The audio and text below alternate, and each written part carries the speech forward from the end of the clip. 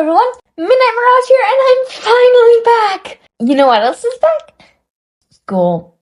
Yeah, I know, not the most exciting, but on the bright side, you can enjoy my videos again. I'm just an entire term late. However, speaking of school, we know a few Dragonets who went to school.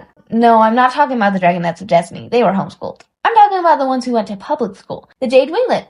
Excluding Umbra, though. I ran out of room to draw him. The Jade Winglet was a great team. They worked together to help solve a lot of problems. They basically just skipped a lot of class. But in that time, they saved a dragon's life, Hailstorm, helped end an at least 2,000-year-long conflict, and saved the entire world from a dragon with about as much power as you can get in the Wings of Fire world. Darkstalker. That's a lot to do for a bunch of teenagers. Talking about the characters, we have Winter! He was a fun character, and I loved the arguments between Winter and Qibli. They were so funny! Winter had some incredible character development, but I wish all the growth sticked. After his book, he still has all of his anger issues and still yells a lot, but he was still much better after his book. Though I want Moon to be with Qibli, I still really hope Winter finds true love soon. Winter was really fun to draw. The side view was easier than other designs, and I used a color palette similar to the one that Cypress uses, because she's really good at doing that sort of stuff. Next, we have Qibli. Qibli is the best. He's always actively looking for ways to make dragons' lives better. Even though he had a hard upbringing, he chose to be good and has succeeded so far. Go Qibli! Qibli was sort of hard to draw because of his 3/4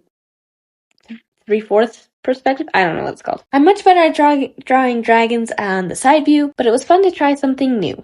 I think his earring is on the side that we can't see that I drew, so that's why you can't see me drawing it, but I'm still not sure. Can someone please confirm to me which side Qibli's earring is on? Because it still confuses me. Speaking of things that confuse me, overlapping dragons. For example, I put Winter in front of Qibli and Qibli in front of Moon and blah, blah, blah, blah, blah. And it's tricky. But I think I managed to do it well here. I liked how it turned out. I was grateful to be able to cover up Qibli's talons with Winter's tail so that I didn't have to draw them. Is it a little bit cheap? Yeah. Am I doing it anyways? Yes. I don't like drawing talons that much. Next, we have Moonwatcher. Moonwatcher was easier to draw because she's a complete front view, which means I technically only had to draw half of her because I used the mirror.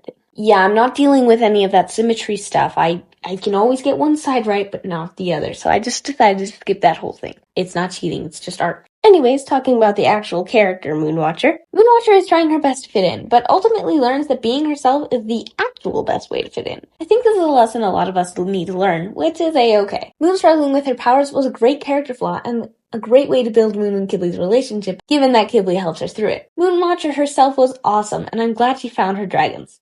You know, like found her people, but they're dragons.